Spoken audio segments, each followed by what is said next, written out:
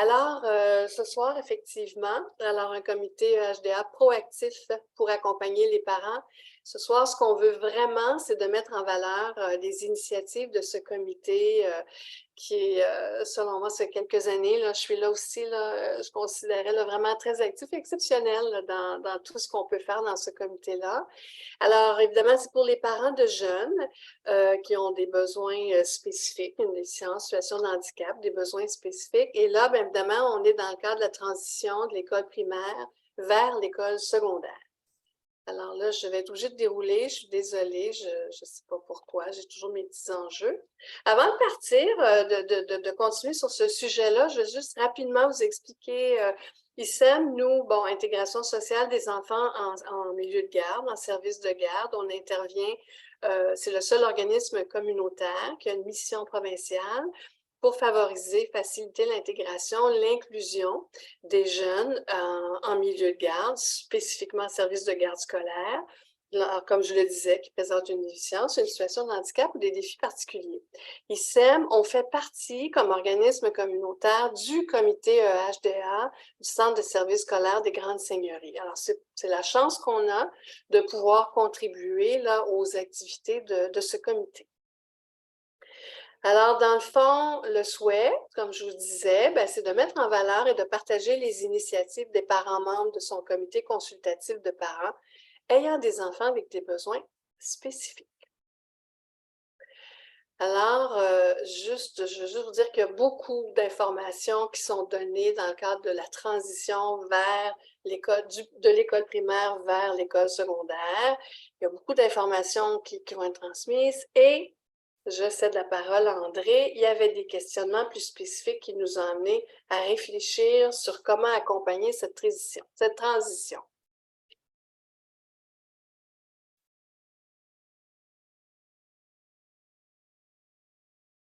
Oui, donc au niveau des préoccupations des parents, c'était quelle est ma responsabilité pour favoriser là, une transition optimale de l'école primaire vers l'école secondaire. Puis nous, qu'est-ce qu'on a demandé? C'est peut-être d'avoir une espèce de to-do list.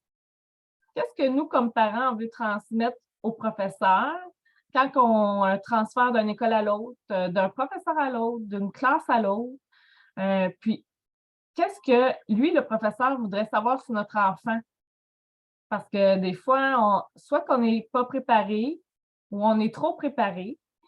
On essaye de concilier tout ça, mais je crois que le fait d'avoir une to-do list, savoir exactement qu'est-ce que les deux parties veulent avoir pour avoir une transition sereine pour autant papa, élève, parent, maman que professeur. C'est pour ça qu'on a pondu cette petite to-do list-là avec toutes les idées de parents, les préoccupations aussi qu'on a. Donc, ça vient de là. C'est bon.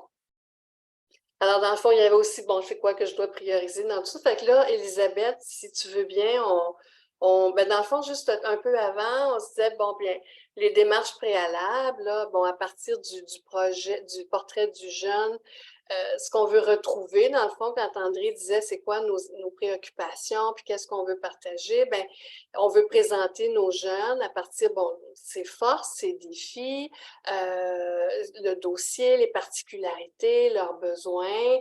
Bon, le parent, comme André disait, ben il y a des priorités. Puis moi, je veux avoir une liste, puis je veux cocher pour être certaine là, de penser à tout ce qui est important pour moi à transmettre. Puis le public cible, oui, c'est les professeurs. On a mis un emphase particulier sur l'arrivée, là. Vous savez, les premières semaines, là, quand le jeune arrive à l'école secondaire, alors la personne qui reçoit, c'est souvent le professeur titulaire à l'accueil pour l'intégration secondaire. Alors, c'était notre public cible là, pour la présentation de cette liste-là. On se disait, avant de voir la liste, les conditions essentielles à l'accueil, ce que les parents ont nommé, bien, effectivement, d'avoir la chance de visiter la nouvelle école avant la rentrée. Évidemment, pendant la pandémie, il y avait les visites virtuelles. Je pense que maintenant, on peut se permettre un peu plus une visite physique. Par ailleurs, il y a des jeunes pour qui c'est peut-être préférable préalablement de commencer par une visite virtuelle, selon. Alors, c'est de s'assurer d'avoir cette opportunité-là. dans les conditions essentielles à l'accueil, ce qu'on nommait également, c'est de commencer à préparer la routine du matin avec son jeune en fonction de la rentrée scolaire puis du nouvel horaire. Fait que se prendre quelques journées ou peut-être quelques semaines, une semaine d'avance pour commencer à installer cette routine-là pour des jeunes qui peuvent avoir un plus grand besoin d'adaptation à cette nouvelle vie, là, à cette nouvelle organisation de son horaire. Puis, évidemment, préparer dès le mois de juin, là, avant de quitter le primaire, là, une visite, encore une fois, pour vérifier si requis, là, si les adaptations matérielles sont faites pour bien accueillir son jeune, puis qui peut présenter des incapacités physiques ou être à mobilité réduite. Alors là, on présenterait notre petite fiche. Vous voyez qu'au niveau de la grille, oui, merci. Alors, c'est le Centre de services scolaires des Grandes Seigneuries. Alors, ici, on a collaboré à ça, là, mais c'est vraiment un travail là, des parents là, du comité. Alors, on a mis un petit peu là, la mise en bouche là, pour avoir notre grille à cocher. Comme je vous disais, le public cible, c'est le professeur titulaire à l'accueil pour l'intégration. Alors, je reprends un petit peu, on reprend ici un petit peu les conditions, visiter, préparer la routine, s'assurer là, que le matériel dès juin, là, qu'il y a des choses qui sont faites pour adapter là, l'accueil. Et là, on arrive à notre liste à cocher. Alors là, puis là, vous voyez, c'est écrit document de travail. Là, c'est pour ça qu'on vous disait d'emblée qu'on vous acheminera, si ça vous intéresse, là, un document là, officiel là, sans la notion de document de travail. Alors, dans la documentation essentielle, bon, évidemment, les modalités d'accueil fournies par l'école, de s'assurer de bien saisir ces modalités, d'aller vérifier régulièrement sur le portail, là, s'il y a des mises à jour pour finaliser des formulaires requis, il y a plusieurs formulaires, des mises à jour de suivi médicaux réalisés pendant l'été, à transmettre à l'école dans la fiche médicale ou à mettre à jour à la rentrée. Il y a peut-être eu des nouvelles évaluations, une nouvelle médication. Alors, c'est d'être régulièrement ajusté là, avec le portail puis les mises à jour là, des informations. Évidemment, il y a la description des caractéristiques de mon enfant, les besoins, les forces, les façons de l'approcher qui pourraient être complémentaires à celles qui ont déjà été mises en place par l'équipe du primaire, de s'assurer de transférer des informations, des bons coups, des choses qui fonctionnent au primaire, qui peuvent très bien accompagner cette transition-là vers sa rentrée au secondaire. La récupération d'outils qui ont été efficaces au primaire pour les apporter aux enseignants du secondaire. Là, il y avait plusieurs, que ce soit des cahiers de communication, il y a certainement d'autres matériels auxquels on pourrait penser. On se disait, ben, pourquoi ne pas profiter de ce qui a fonctionné et de le partager là, avec les professeurs du secondaire. Information à transmettre si mon jeune a un outil technologique dans la mesure 3810 afin que l'outil le suive. André, peut-être juste la mesure 3810, là, juste pour m'aider un peu là-dedans. Là, je présume que des fois, je vais te laisser peut-être compléter si tu veux bien. Est-ce que tu sens, oui? Oui, la mesure 3810, c'est par rapport au diagnostic de l'enfant. Exemple, moi, mon fils est autiste, non-verbal, donc son outil technologique pour communiquer, c'est l'iPad, la tablette avec une application là, au niveau de la communication. Donc, cet outil-là, il l'a depuis primaire, même préscolaire, primaire, et là, la même tablette avec la même application est transférée au niveau secondaire. Donc, c'est un exemple. Merci, André. Dans le même sens, le transfert du matériel physique, des chaises, bon, tout le matériel physique, s'assurer que l'élève puisse utiliser ses outils dans toutes ses matières selon ses besoins inscrits au plan d'intervention. Alors, des fois, il y a plusieurs classes, il y a plusieurs matières. Alors, des fois, les outils sont utilisés davantage dans certaines matières, mais là, c'est de s'assurer que ce soit transférable pour toutes les classes, pour toutes les matières auxquelles le jeune, dans tous ses cours, finalement. Informations concernant les documents qui doivent être numérisés pour faciliter la lecture pour certaines personnes. L'horaire, les locaux, avoir les informations précises. Alors là, est-ce qu'on a toutes les informations sur l'horaire, les locaux? Le numéro de casier de mon enfant, ça, c'est un élément qui est revenu souvent. C'est stressant pour le jeune de se rappeler, d'utiliser son cadenas, de s'assurer de connaître son numéro de casier. Fait qu'il y a peut-être une attention particulière à apporter, à accompagner son jeune, lui faire vivre l'expérience de retrouver son casier puis d'être à l'aise avec son cadenas. Et ça, ça a été nommé là, d'ailleurs à plusieurs reprises. La vérification des modalités spécifiques de transport, les attestations de transport, le numéro de transport, le nom du conducteur, la fiche sur les besoins de mon enfant, et ça, on va l'avoir un petit peu plus tard. La vérification des modalités d'accès aux services de surveillance si requis au secondaire. Alors, le jeune avait un service peut-être de garde, un service de garde scolaire au primaire, et là, il transite vers le secondaire. Est-ce qu'il va avoir besoin d'accompagnement de surveillance en dehors des heures de classe? Alors, il y a des services, il y a des centres de services scolaires où il y a des services de surveillance qui sont offerts. Il y a d'autres endroits que non. Par ailleurs, dans plusieurs régions, il y a des organismes qui offrent ces services-là. Alors, c'est important là, peut-être qu'on a le goût de connaître si ça existe ou pas, si mon jeune a besoin de ce service-là en dehors des heures de classe. Quand on disait précédemment que le public cible pour cette liste-là, c'était le professeur titulaire, c'est qu'on se disait, les professeurs, quand les jeunes vont arriver, ils vont avoir de la documentation à lire, il y a des évaluations, il y a beaucoup de matériel. Et on se disait, par ailleurs, pour les 2-3 premières semaines là, où mon jeune est accueilli en secondaire 1 à l'école, moi, j'aimerais ça aussi, donner quelques informations brèves, vraiment clés, à l'enseignant titulaire qui va peut-être faciliter finalement l'accueil, la connaissance de mon jeune. Alors, on disait des informations essentielles concernant la communication et les habiletés sociales.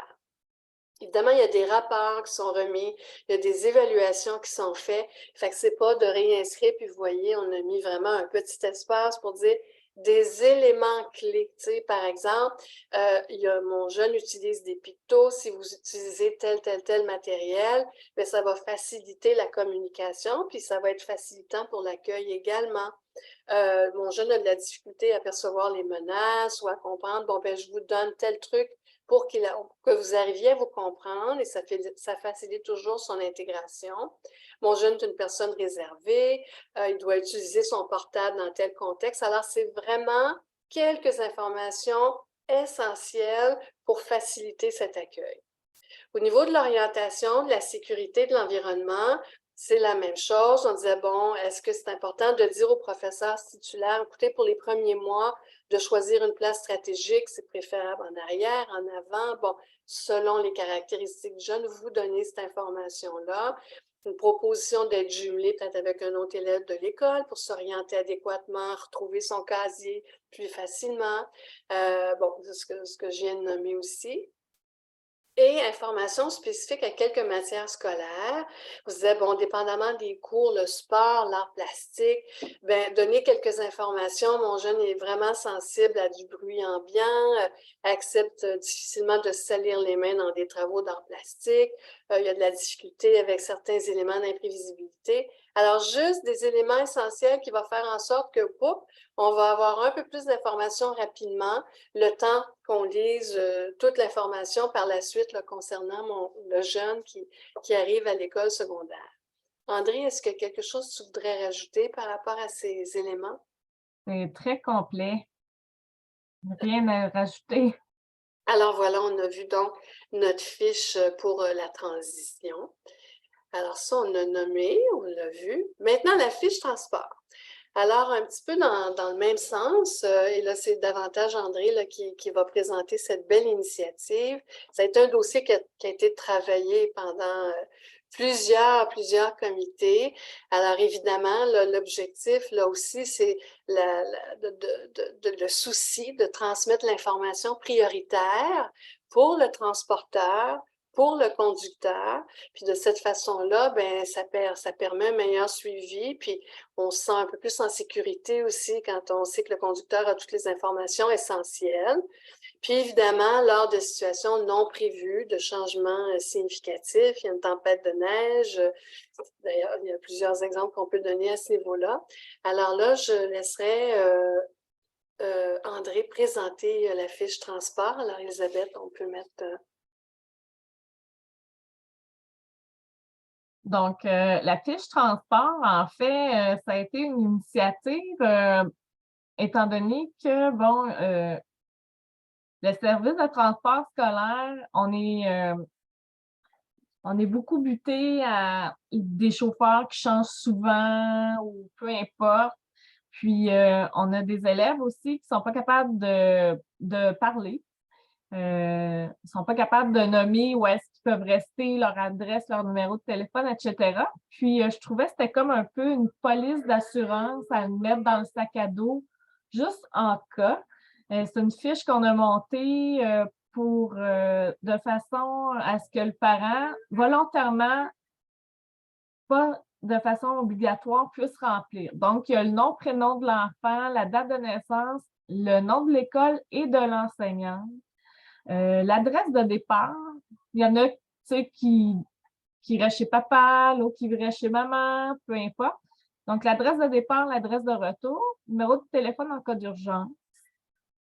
Donc, nous, on a pondu le document, puis ensuite, ça a été repris par l'ergothérapeute de la commission scolaire qui a parfait je veux dire qu'il l'a encore mieux amélioré, donc il a rajouté le poids, la grandeur. Ça, c'est simplement pour savoir est-ce que ça prend un siège adapté, est-ce que ça prend une ceinture, est-ce que, bon, ceux en chaise roulante, tout ça. Fait que ça a été fait aussi. Donc, je ne sais pas si on peut avoir l'autre page. Donc, tu sais, c'est à titre informatif, là, les informations générales à propos de l'élève. Fait que le parent, s'il ne veut pas dire que le diagnostic de son enfant, c'est correct, mais aussi, l'approche du chauffeur peut être vraiment favorable quand il sait le diagnostic. Exemple, un autisme non-verbal, je sais pas, moi, il est sensible au bruit,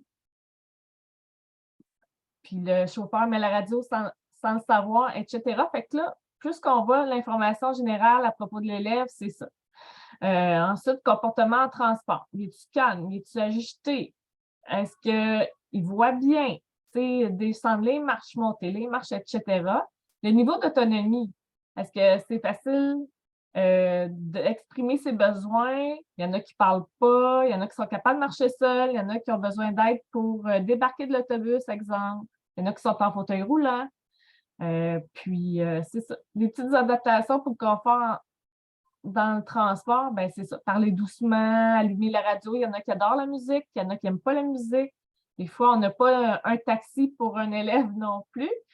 Donc, c'est pour que le chauffeur puisse s'adapter là, à nos élèves, à nos enfants. Des fois, ils ont des intérêts aussi restreints. Ils adorent les petits jeux sonores. Ils aiment jouer avec des petits objets. C'est tous des trucs qu'on peut dire aux chauffeurs.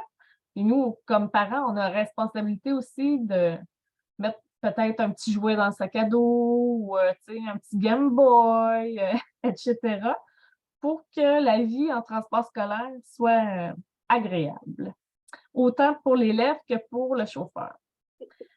Les mesures mises en place dans le transport, ben c'est ça. Est-ce qu'ils ont besoin d'un siège d'auto attache 5 points? Est-ce qu'on fait juste bloquer avec une ceinture? Est-ce qu'il y a besoin d'une veste de transport? Donc, c'est vous, parents, qui avons les meilleures informations pour vos enfants. Puis, c'est vraiment une fiche, là, c'est pas obligatoire, c'est vraiment volontaire pour le parent.